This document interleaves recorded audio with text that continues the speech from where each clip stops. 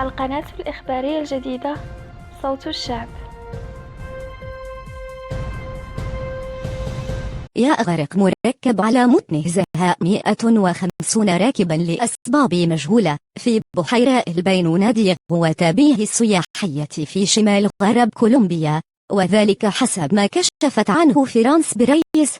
وقالت القوات الجوية الكولومبية في بيان لها مروحية UH-60 إنجل تابعة للقوات الجوية الكولومبية تتجه في هذه الأثناء إلى غواتابيه للمشاركة في عمليات الإنقاذ بعد غرق مركب مع نحو 150 شخصا على متنه.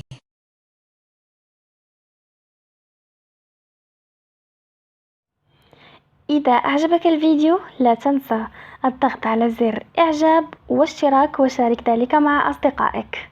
صوت الشعب.